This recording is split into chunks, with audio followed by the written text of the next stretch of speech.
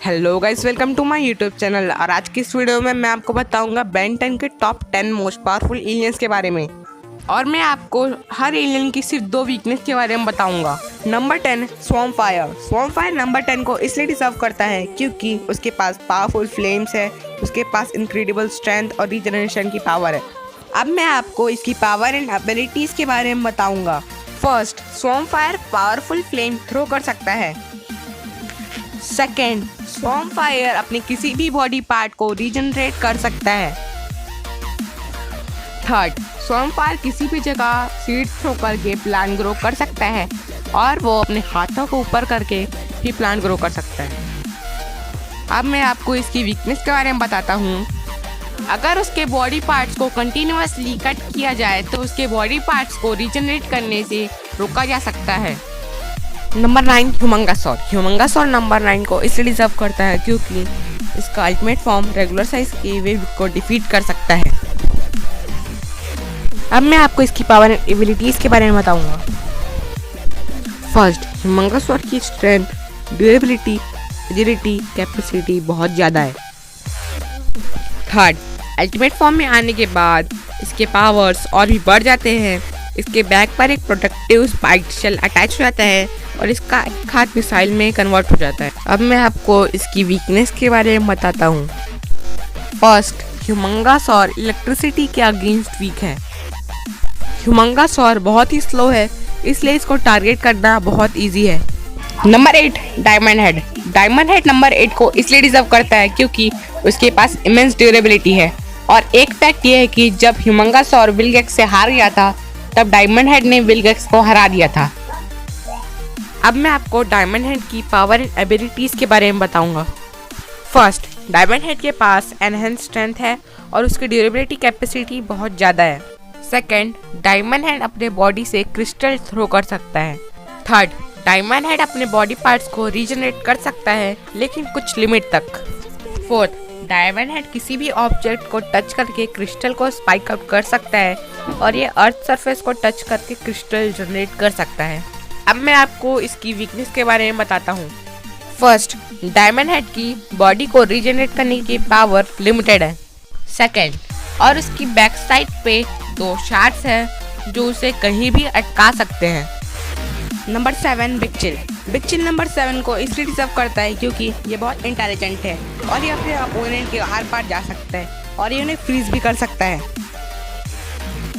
अब मैं आपको इसकी पावर एंड एबिलिटीज के बारे में बताऊंगा।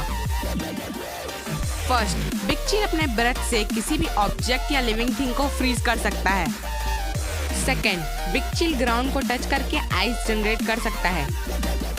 थर्ड, बिग चिल उड़ सकता है और स्पेस, वैक्यूम और अंडर वाटर में भी सर्वाइव कर सकता है। अब मैं आपको इसकी वीकनेस के बारे में बताता हूँ। फर्स्ट, बिग चिल इलेक्ट्रिसिटी के अगेंस्ट वीक है।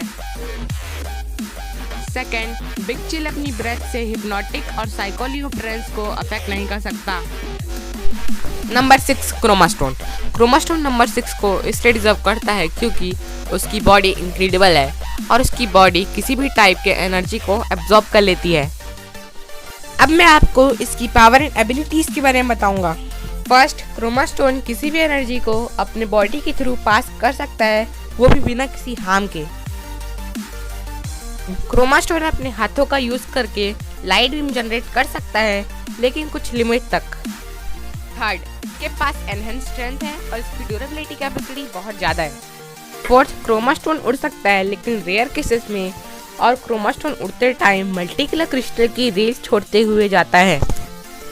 अब मैं आपको इसकी वीकनेस के बारे में बताता हूँ। फर्स्ट, क्रोमास्टोन जब वीक होता है तब एनर्जी को एब्जॉर्ब नहीं कर सकता। सेकेंड, जब तक क्रोमास्टोन वाटर के कांटेक्ट में रहता है तब तक वो इलेक्ट्रिसिटी को एब्जॉर्ब नहीं कर सकता। Number 5, feedback. फीडबैक नंबर 5 को इसलिए डिजर्व करता है क्योंकि फीडबैक क्रोमास्टोन के अपोजिट है। क्रोमास्टोन से पास की एनर्जी को एब्जॉर्ब करता है और फीडबैक दूर की एनर्जी को भी एब्जॉर्ब कर लेता है और ये मालवेयर को भी डिफीट कर सकता है। अब मैं आपको इसकी पावर एंड एबिलिटीज के बारे में बताऊंगा। फर्स्ट, फीडबैक एनर्जी स्टोर कर सकता है और उस एनर्जी। नंबर 4, वेबिक। वेबिक नंबर 4 को इसलिए डिजर्व करता है क्योंकि ये प्लेनेट लेवल के अटैक्स को ब्लॉक कर सकता है। अब मैं आपको इसकी पावर एंड एबिलिटीज के बारे में बताऊंगा। फर्स्ट, विंगएक्स के साथ फाइट करते वक्त वेबिक ने विंगएक्स को दूसरे ऑर्बिट पर फेंक दिया था। सेकंड, वेबिक कॉस्मिक रे शूट कर सकता है और इसका ultimate form cosmic disc shoot कर सकता है। थर्ड, वेबिक स्पेस, वैक्यूम और एक्सट्रीम टेम्परेचर में भी सर्वाइव कर सकता है।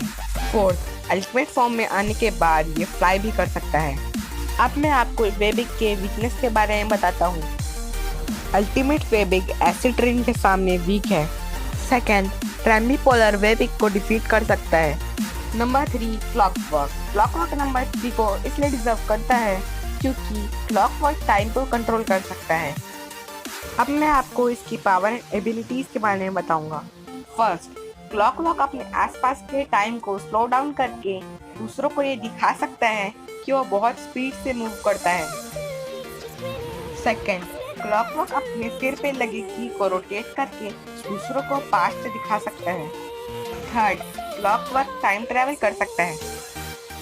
क्लॉकवर्क अपने चेस्ट से ग्रीन रे फायर करता है जिससे वो किसी भी ऑब्जेक्ट या पर्सन को पास्ट में या किसी और टाइमलाइन में भेज देता है और उनको डस्ट में बदल देता है, और वो किसी भी ऑब्जेक्ट को डस्ट में बदल सकता है।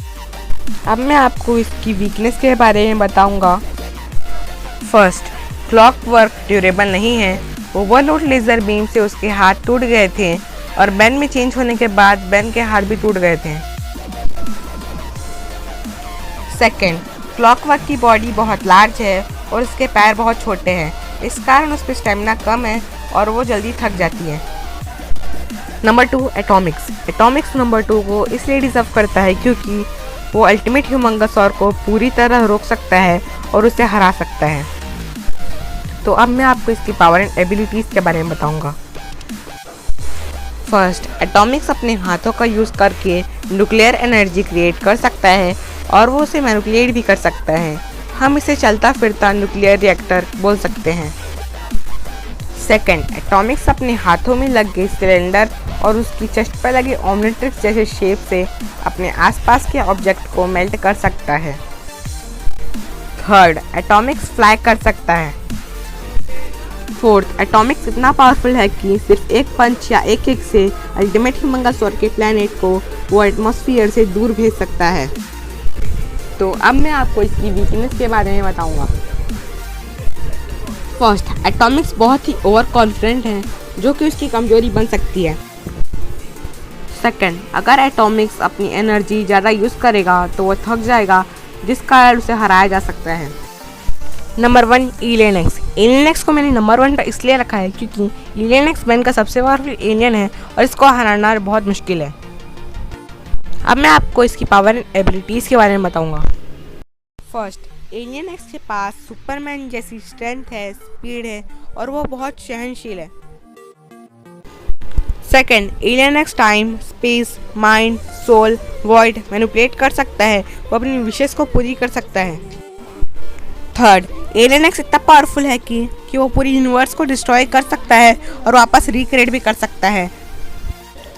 फोर्थ, एलियन एक्स खुद की डुप्लीकेट बना सकता है और वो टेलीकिनेसिस जैसी पावर यूज़ करता है। फिफ्थ, एलियन एक्स किसी भी एनर्जी अटैक को डिफ्लेक्ट कर सकता है। तो अब मैं आपको एलियन एक्स की वीकनेस के बारे में बताऊंगा। एलियन एक्स की वीकनेस ये है कि बैन को एलियन एक्स की पावर यूज़ करने के लिए सेरेना और बेलिकस की परमिशन की ज़रूरत होती है। बिना परमिशन के वो एलियन एक्स की पावर यूज़ नहीं कर पाएगा और एलियन एक्स हार जाएगा। गाइस, ये थे बेन 10 के टॉप 10 मोस्ट पावरफुल एलियंस। अगर मैं कोई एलियन भूल गया हूँ तो आप उसका नाम कमेंट सेक्शन में बता दो और वीडियो अच्छी लगी हो तो वीडियो को लाइक करो और चैनल को सब्सक्राइब